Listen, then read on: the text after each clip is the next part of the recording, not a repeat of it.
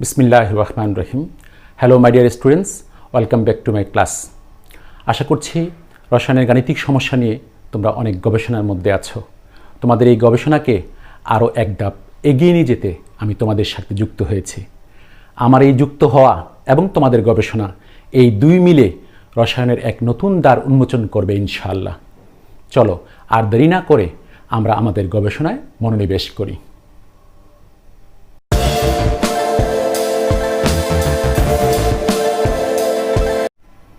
বিসমিল্লাহির রহমানির রহিম। তোমরা বোর্ডের দিকে লক্ষ্য করো। দেখো বোর্ডে আমি 5 নাম্বার একটি গাণিতিক সমস্যা লিখে রেখেছি এবং 5 নাম্বার গাণিতিক সমস্যাটি হচ্ছে দ্রাব্যতা গুণফল ও সমায়ন প্রভাব সম্পর্কিত গাণিতিক সমস্যা। দেখো হেডলাইনটা দেখো, দ্রাব্যতা গুণফল ও সমায়ন প্রভাব সম্পর্কিত গাণিতিক সমস্যা।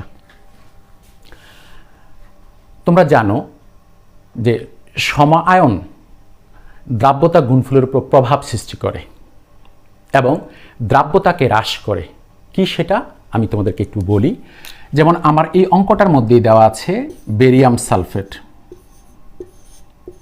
আর দেওয়া আছে বেরিয়াম ক্লোরাইড, এই দুটি যৌগ দেওয়া আছে। বেরিয়াম সালফেট যখন বিশুদ্ধ পানিতে দ্রবীভূত করা হবে তখন বেরিয়াম সালফেট যতটুকু দ্রবীভূত হতে পারবে, বেরিয়াম সালফেটকে যখন বেরিয়াম ক্লোরাইডের মধ্যে দেওয়া হবে তখন ততটুকু দ্রবীভূত হতে পারবে না। আমি বিষয়টি আবারও রিপিট করছি। মনে করো এখানে একটি বিকারের মধ্যে পানি আছে, শুধু পানি অর্থাৎ বিশুদ্ধ পানি, আর এটার মধ্যে আছে পানি এবং বেরিয়াম ক্লোরাইড। লক্ষ্য করো, আমি যদি এই বেরিয়াম সালফেটকে এই বিশুদ্ধ পানিতে যোগ করি তাহলে বেরিয়াম সালফেট বেশি দ্রবীভূত হতে পারবে, মানে তার দ্রাব্যতা বেশি হবে।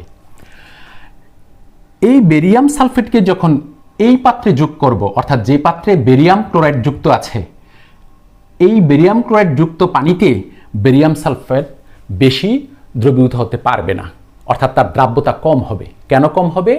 সমায়নের কারণে কম হবে। সমায়ন কোনটি? দেখো, বেরিয়াম ক্লোরাইড যৌগে বেরিয়াম আছে, বেরিয়াম সালফেট যৌগে বেরিয়াম আছে, এই বেরিয়াম হচ্ছে সমায়ন। এই যৌগে বেরিয়াম আছে, এই যৌগে বেরিয়াম আছে, মানে কমন আয়ন। এই দুটা কমন আয়ন তথা সমায়ন কোনো একটি যৌগের দ্রাব্যতাকে হ্রাস করে দেয়। আর সেই বিষয়টি আজকে এই মুহূর্তে এই গাণিতিক সমস্যার মধ্যে প্রকাশিত হবে। যেমন 5 নম্বর অঙ্কের মধ্যে বলা আছে 25 ডিগ্রি সেন্টিগ্রেড তাপমাত্রায় বেরিয়াম সালফেটের দ্রাব্যতা গুণফলের মান 1.1 × 10⁻10। এই তাপমাত্রায় বিশুদ্ধ পানিতে এবং 0.1 মোলার বেরিয়াম ক্লোরাইড এর জলীয়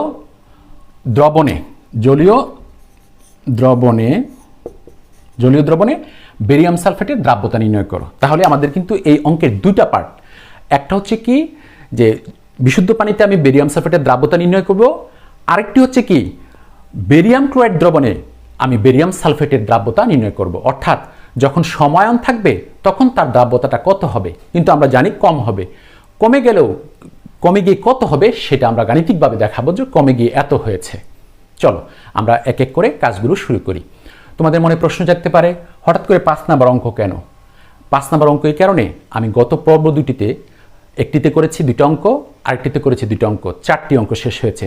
আজকের পর্বে আমি আরও 2টি অঙ্ক করব। একটা হচ্ছে 4 নাম্বার, আরেকটা হবে 5 নাম্বার। এই যে 5 নাম্বার অঙ্কটি, সেটি হচ্ছে দ্রাব্যতা গুণফল এবং সমায়ন প্রভাব সম্পর্কিত অঙ্ক, যেটি আমি এখন তোমাদেরকে বোঝাতে যাচ্ছি এবং সলভ করছি। চলো আমি প্রথম অংশটা করব, বিশুদ্ধ পানিতে বেরিয়াম সালফেটের দ্রাব্যতা বের করব। তো আমি লিখব এরকম যে, মনে করি বিশুদ্ধ পানিতে বেরিয়াম সালফেটের দ্রাব্যতা S মোল পার লিটার। লিখছি, মনে করি বিশুদ্ধ পানিতে, সমাধান শুরু হলো, সমাধান।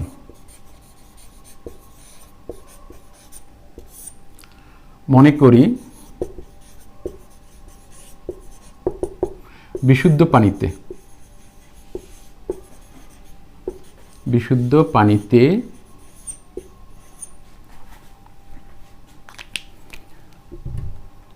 Barium সালফেটের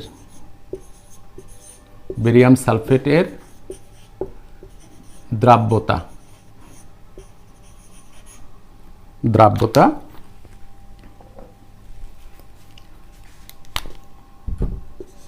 S mole per litre. আমি আবারও বলছি, মনে করি বিশুদ্ধ পানিতে বেরিয়াম সালফেটের দ্রাব্যতা S মোল পার লিটার।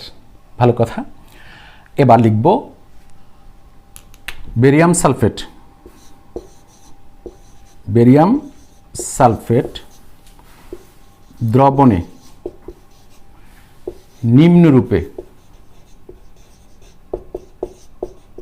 নিম্নরূপে সাম্যাবস্থায় থাকে।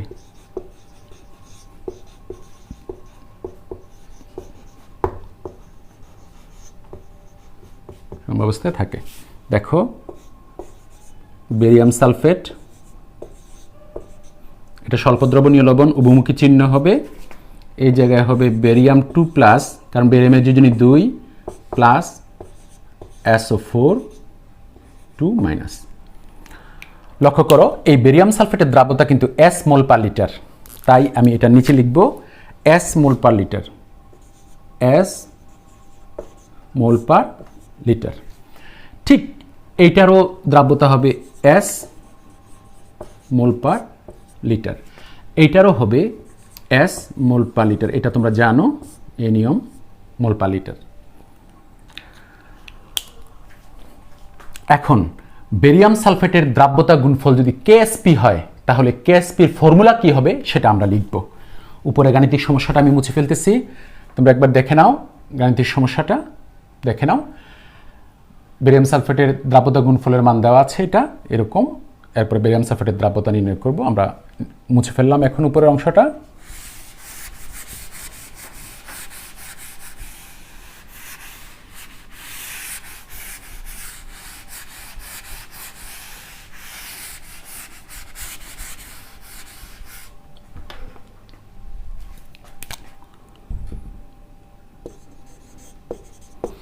যদি বেরিয়াম সালফেট এর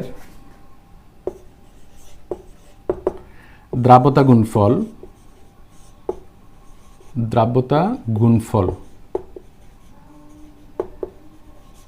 গুণফল KSP হয়, তাহলে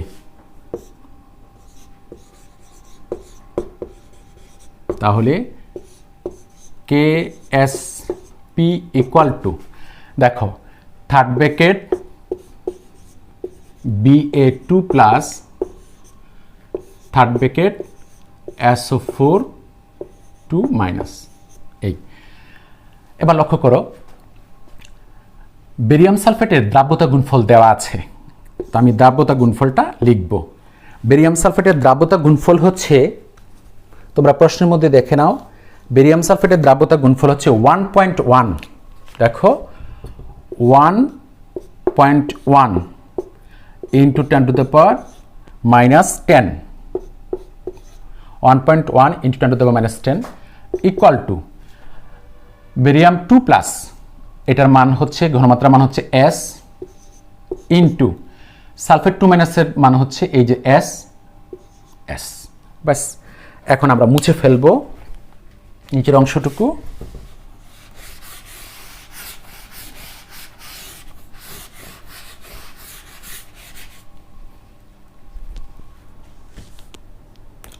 আমরা যদি S² লিখি বা S² ইকুয়াল টু হবে 1.1 ইন্টু 10⁻⁻10, S² বা S ইকুয়াল টু হবে √1.1 ইন্টু 10⁻⁻10। তোমরা যদি ক্যালকুলেটরের সাহায্যে সেই রুটের মানটা বের করো, তখন সেটা পাবে 1.05 ইন্টু 10⁻⁻5 মোল পার লিটার। তাহলে দেখো, বিশুদ্ধ পানিতে বেরিয়াম সালফেটের দ্রাব্যতা আসছে 1.05 ইন্টু 10⁻⁻5 মোল পার লিটার। আমি তোমাদেরকে আবারও বলছি, স্বাভাবিক নিয়মে যেভাবে দ্রাব্যতা নির্ণয় করতে হয় সেই নিয়মে বিশুদ্ধ পানিতে আমরা দ্রাব্যতা নির্ণয় করেছি। দ্রাব্যতা প্রথমে এস ধরে নিয়েছি, নিয়ম অনুসারে মানগুলো বসিয়ে দিয়ে কেএসপি ইকুয়াল টু বসিয়ে দিয়ে মান বসিয়ে দিয়ে এস এর মানটা বের করেছি। এই এস এর মান হচ্ছে বিশুদ্ধ পানিতে দ্রাব্যতা, যার মান 1.05 ইন্টু 10⁻⁻5 মোল পার লিটার। এখন বেরিয়াম সালফেটকে যদি আমি বেরিয়াম ক্লোরাইড দ্রবণে যোগ করি, দ্রবীভূত করতে যাই, তখন তার দ্রাব্যতা 1.05 ইন্টু 10⁻⁻5 হবে না, তার চেয়ে কম হবে। সেই কম মানটা কত সেটা বের করব। আর কম হবে কেন? সমায়নের প্রভাবে। আসো আমরা সেই মানগুলো বের করে দেখি কত আসে। তোমরা খেয়াল রাখো, 1.05 ইন্টু 10⁻⁵ আসছে, মুছে ফেললাম। এবার আমরা লিখব দ্বিতীয় অংশের জন্য। দ্বিতীয় অংশ, প্রথম অংশ শেষ করেছি, প্রথম অংশ বিশুদ্ধ পানিতে বের করেছি তার দ্রাব্যতা কত। এবার দ্বিতীয় অংশ আমরা লিখব, আবার ধরি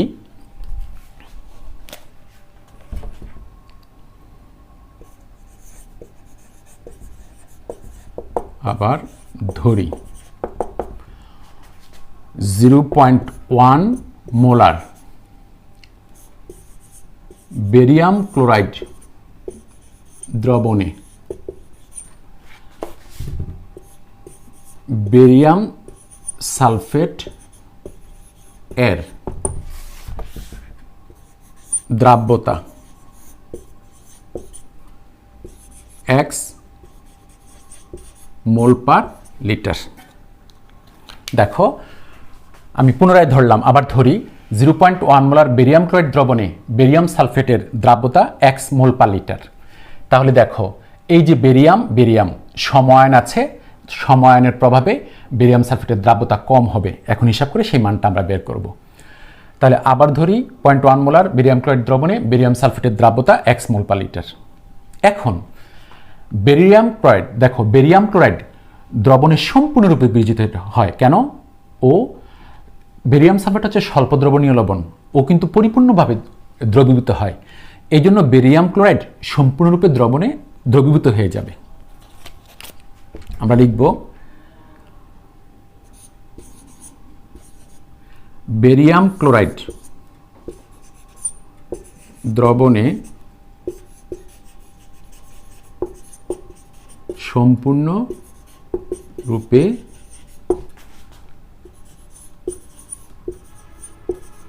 দ্রবীভূত হয়। তাহলে দেখো একমুখী চিহ্ন দেব আমরা, বেরিয়াম ক্লোরাইড একমুখী চিহ্ন, এটার হবে barium 2 plus plus 2Cl minus. বেরিয়ামের যোজনী 2, যেহেতু ধাতু এই জন্য প্লাস, বেরিয়াম 2 প্লাস প্লাস ক্লোরিনের যোজনী 1, এই জন্য একটা মাইনাস, যেহেতু দুটি ক্লোরিন এই জন্য 2Cl মাইনাস। এখন বেরিয়াম ক্লোরাইডের ঘনমাত্রা কিন্তু 0.1 মোলার, 0.1 মোলার। তাহলে এটার ঘনমাত্রাও হবে 0.1 মোলার, এটার ঘনমাত্রা হবে 2 ইন্টু 0.1 মোলার। যেহেতু এটার পাশে 2 ছিল তাই 2 দিয়ে গুণ করতে হবে, ব্যাস। তাহলে আমরা দেখতে পাচ্ছি বেরিয়াম ক্লোরাইড দ্রবণে বেরিয়াম 2 প্লাসের ঘনমাত্রা হচ্ছে 0.1 মোলার। এবার যখন বেরিয়াম সালফেট দ্রবণে বিয়োজিত হবে, আমরা লিখব আবার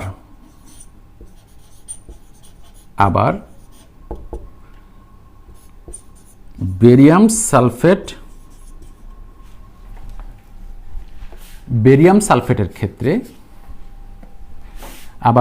সালফেটের ক্ষেত্রে কি দেখো, বেরিয়াম সালফেট উভমুখী চিহ্ন, barium 2 plus plus SO4 2 minus. উভমুখী চিহ্ন কেন? বেরিয়াম সালফেট কিন্তু স্বল্প দ্রবণীয় লবণ, বেরিয়াম সালফেট স্বল্প দ্রবণীয় লবণ। প্রশ্ন হতে পারে, স্যার বেরিয়াম সালফেট যে স্বল্প দ্রবণীয় লবণ এটা কি বলা হয়েছে? না। তোমরা প্রশ্নের মধ্যে লক্ষ্য করো, বেরিয়াম সালফেটের দ্রাব্যতা গুণফল দেওয়া হয়েছে, যার দ্রাব্যতা গুণফল দেওয়া থাকবে সেই স্বল্প দ্রবণীয় লবণ।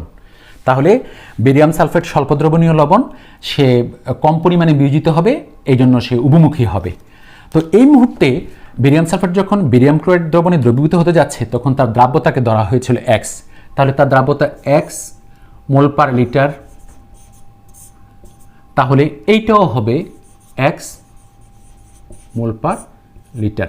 এই যে সালফেট এইটাও হবে এক্স মোল পার লিটার। দেখো ইজি কথা, বেরিয়াম সালফেটের দ্রাব্যতা এক্স, তাহলে বেরিয়াম 2+ হবে এক্স, সালফেটেরও হবে এক্স মোল পার লিটার। এখন এই দুইটা দ্রবণ যখন একত্রে থাকবে তখন ওই দ্রবণে বেরিয়াম 2+ এর ঘনমাত্রা কত হবে? বেরিয়াম 2+ এর ঘনমাত্রা হবে x প্লাস 0.1 মোলার, কারণ দুইটা যোগ করতে হবে, সমায়ন।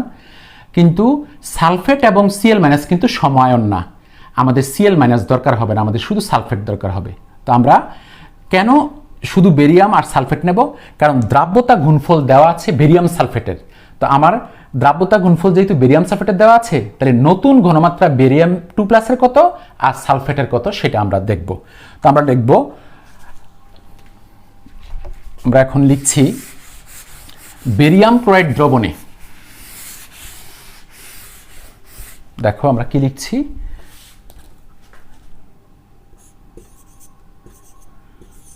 বেরিয়াম ক্লোরাইড দ্রবণে Ba2+ এর ঘনমাত্রা ইকুয়াল টু, সহজ হিসাব, এই যে দেখো x প্লাস 0.1 মোলার, এই দুইটা যোগ।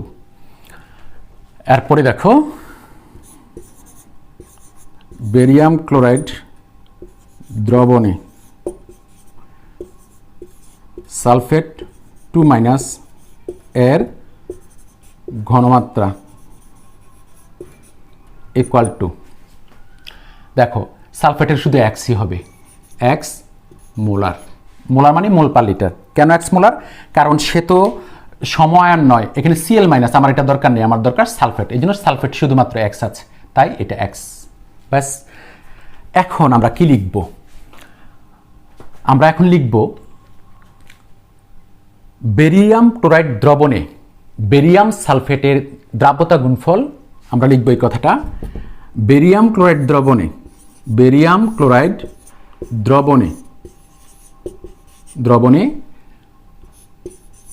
বেরিয়াম সালফেট এর দ্রাব্যতা গুণফল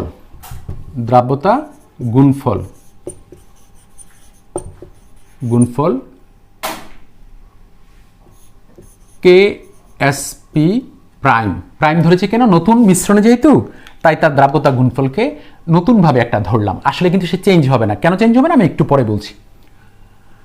তো বেরিয়াম ক্লোরাইড দ্রবণে বেরিয়াম সালফেটের দ্রাব্যতা গুণফল KSP হলে, এটা আমি মুছে ফেললাম,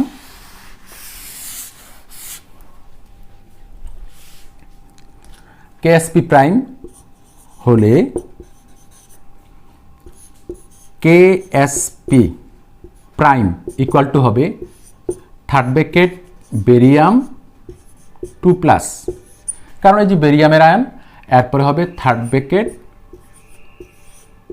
SO4 2- আয়ন, এই যে এটার। এখন বেরিয়াম 2+ এর নতুন মিশ্রণটাতে বেরিয়াম 2+ এর ঘনমাত্রা কিন্তু ছিল x প্লাস 0.1, এটা আমি কিন্তু এর আগের লাইনটাতে দেখিয়েছি, x প্লাস 0.1। এরপর সালফেটের ঘনমাত্রা হচ্ছে x, তাহলে সালফেটের x, এই দুটা গুণ হবে, তাহলে KSP ইকুয়াল টু হচ্ছে x প্লাস 0.1 ইন্টু x। আমি নিচের অংশটুকু মুছে ফেলবো এখন।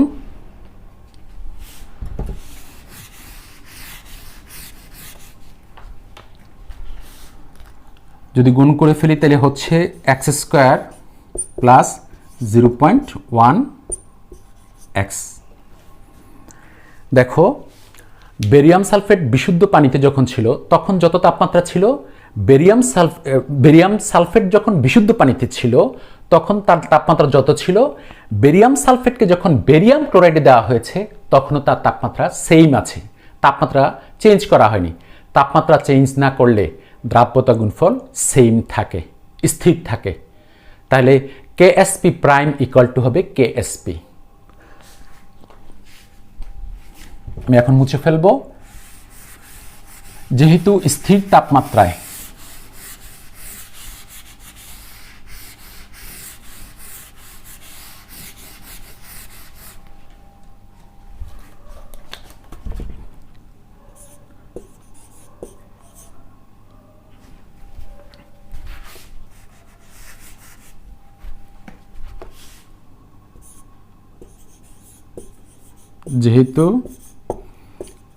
তাপমাত্রা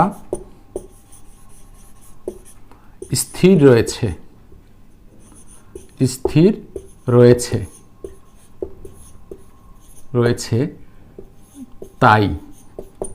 তাই KSP prime equal to KSP হবে। কারণ তাপমাত্রা পরিবর্তন না হলে দ্রাব্যতা গুণফল পরিবর্তন হয় না। এখন কিছুক্ষণ আগে আমরা পেয়েছিলাম কেএসপি প্রাইম ইকুয়াল টু বা x square plus 0.1 x equal to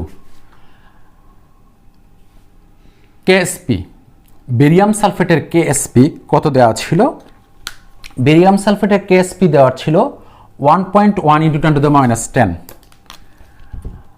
1.1 × 10⁻10। আমরা এখানে লিখতে পারি যেহেতু কেএসপি ইকুয়াল টু 1.1 × 10⁻10। এই যে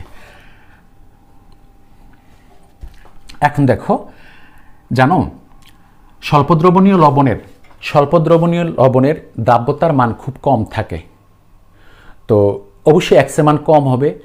তো এক্স এর মান কম হওয়াতে এক্স স্কোয়ারের মান আরও কম হবে। এই জন্য এক্স স্কোয়ারকে আমরা উপেক্ষা করব।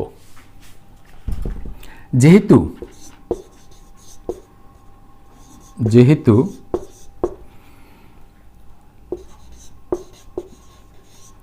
দ্রাব্যতা এক্স এর মান কম, তাই এক্স স্কোয়ার এর মান আরও কম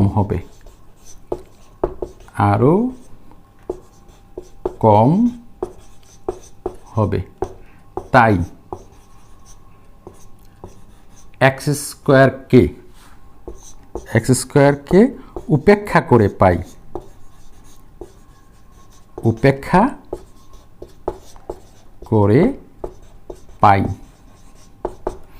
এক্স স্কোয়ারকে উপেক্ষা করে পাই কি পাই?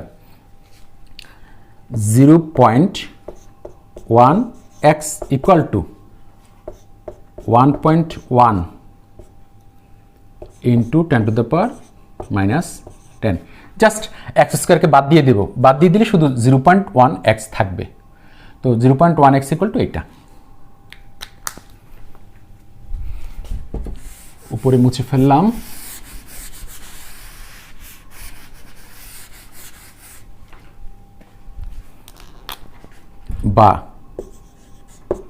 বা এক্স ইকুয়াল টু 0.1, উপরে হবে 1.1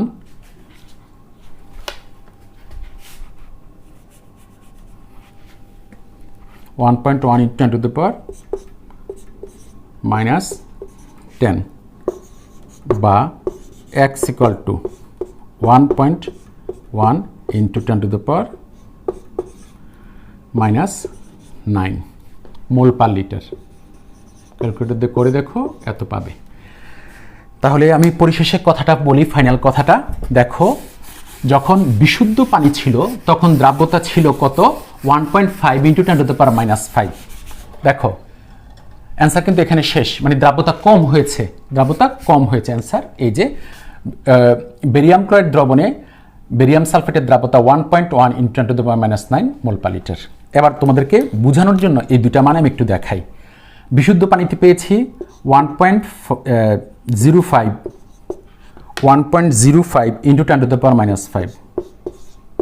10⁻⁵ আর অবিশুদ্ধ অর্থাৎ বেরিয়াম ক্লোরাইড দ্রবণে পেয়েছি কত 1.1 × 10⁻⁹। দেখো এই মানটা কিন্তু ছোট, এই মানটা বড়। কিভাবে?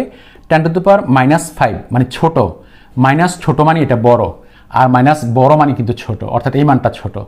সমায়নের প্রভাবে দ্রাব্যতার মান কম পাওয়া গেছে, অর্থাৎ দ্রাব্যতার মান কমে গেছে, অর্থাৎ সমায়নের প্রভাবে দ্রাব্যতার মান কমে যায়। তোমরা যদি বারবার এই অঙ্কটা প্র্যাকটিস করো দেখবে তখন সহজ মনে হবে। আরেকটি ছোট্ট অঙ্ক দিয়ে আমি আমার আজকের ক্লাস শেষ করব। আরেকটি ছোট্ট অঙ্ক।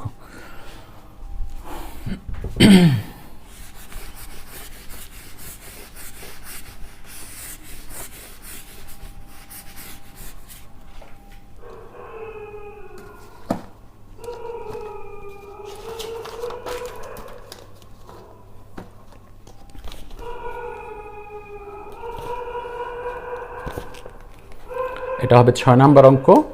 6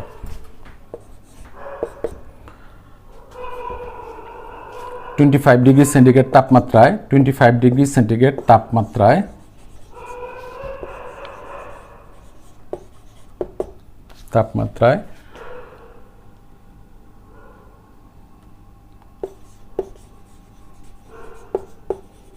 সম্পৃক্ত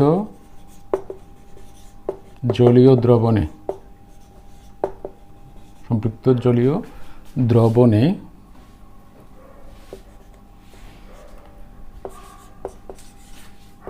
সিলভার ক্লোরাইড এর ঘনমাত্রা 0.00287 গ্রাম পার লিটার হলে ওই তাপমাত্রায়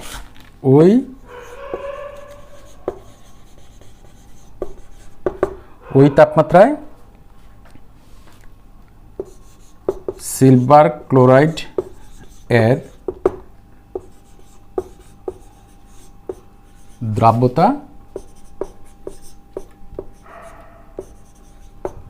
গুণফল নির্ণয় করো। তোমাদের মনে প্রশ্ন আসতে পারে যে দ্রাব্যতা গুণফল নির্ণয় করো, এমন অঙ্ক তো 1 2 3 4 এর মধ্যে করেছি, এটা আবার কেন? সেখানে যৌগটার ঘনমাত্রা দেওয়া ছিল মোল পার লিটার এককে, এখন এই যৌগটার ঘনমাত্রা দেওয়া আছে গ্রাম পার লিটার এককে। গ্রাম পার লিটার এককে যদি ঘনমাত্রা দেওয়া থাকে তাহলে আমরা আমাদের নিয়মে কিন্তু অঙ্ক করতে পারবো না। আমাদের নিয়মে অঙ্ক করতে গেলে তোমাকে এই গ্রাম পার লিটার এককটিকে মোল পার লিটার এককে কনভার্ট করতে হবে, তারপর অঙ্ক করতে পারবে।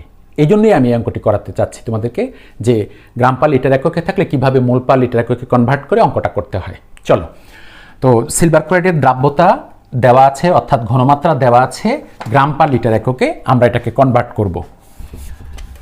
দেওয়া আছে, প্রথমে এটা আমরা সিলভার ক্লোরাইডের আণবিক ভর বের করে নেব। দেখো, সমাধান শুরু করছি। সমাধান,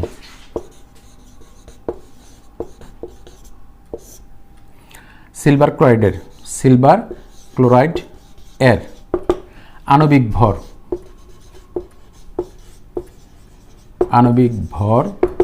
ইকুয়াল টু হবে, সিলভার হচ্ছে 108, সিলভারের পারমাণবিক ভর 108 যোগ ক্লোরিনের হচ্ছে 35.5, ফলে এটা হবে 143.5 যোগ করে হয় 143.5, অর্থাৎ সিলভার ক্লোরাইডের আণবিক ভর 143.5। এখন দেখো, সিলভার ক্লোরাইড এর ঘনমাত্রা এবং দ্রাব্যতা কিন্তু সেম। সিলভার ক্লোরাইডের ঘনমাত্রা ইকুয়াল টু কত 0.00287 জাস্ট গ্রাম পার লিটার। দেখো গ্রাম পার লিটারকে মোল পার লিটার বানানোর জন্য যে গ্রামটা দেওয়া থাকবে সেটাকে তার ওই পদার্থটির আণবিক ভর দিয়ে ভাগ করতে হয়। দেখো এই জন্য আমি সিলভার ক্লোরাইডের আণবিক ভরটা বের করে রেখেছি। এরপর জাস্ট এখানে লিখব 0.0028, এটা দেখা যাচ্ছে না,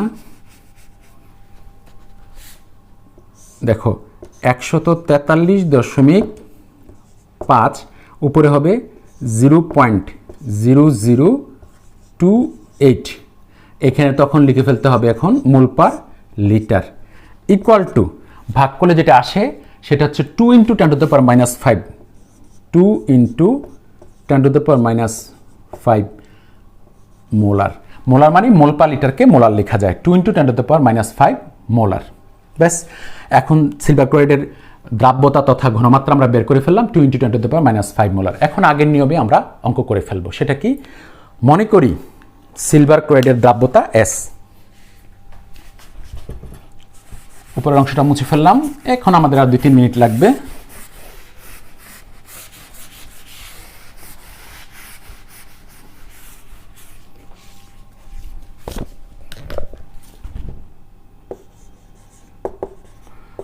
মনে করি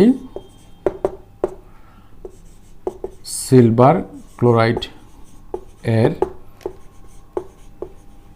দ্রাব্যতা S mole per litre. Silver chloride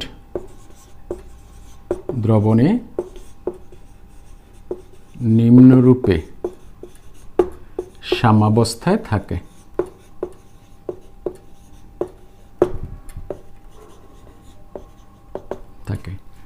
silver chloride AgCl, উভমুখী চিহ্ন Ag প্লাস Cl মাইনাস। এটা দ্রাব্যতা ধরা ছিল কি S মোল পার লিটার, এটা নিচে হবে S মোল পার লিটার, এটার নিচে হবে S মোল পার লিটার।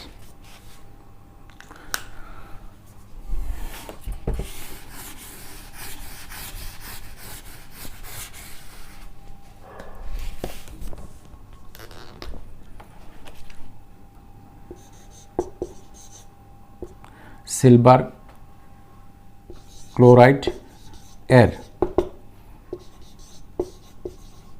দ্রাব্যতা গুণফল KSP হলে KSP equal to third bracket silver plus third bracket Cl minus, এই যে সিলভার প্লাস Cl মাইনাস, এই ইকুয়াল টু সিলভার প্লাসের ঘনমাত্রা হচ্ছে S mole per litre S into Cl মাইনাসের ঘনমাত্রা হচ্ছে S mole per litre S equal to S square. Just উপরে লিখব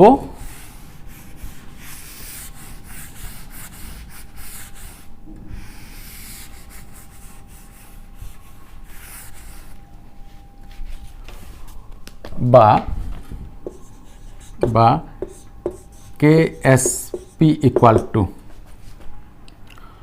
2 ইন্টু, এটার মানটা পাওয়া গিয়েছিল 2 × 10⁻⁵, 2 × 10⁻⁵ ছিল মোল পার লিটার। এরপরে যেহেতু S স্কোয়ার তাই এটা স্কোয়ার হবে, আর এইদিকে আমরা লিখে দিলাম S ইকুয়াল টু হচ্ছে 2 × 10⁻⁵ মোল পার লিটার।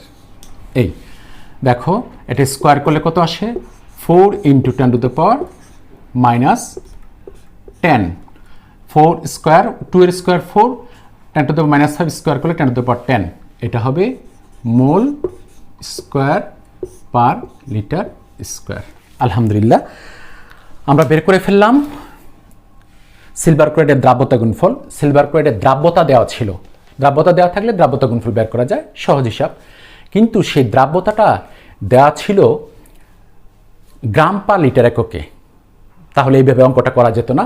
গ্রাম পার লিটার এককটাকে আমাকে মোল পার লিটার এককে কনভার্ট করতে হয়েছে এবং করলাম।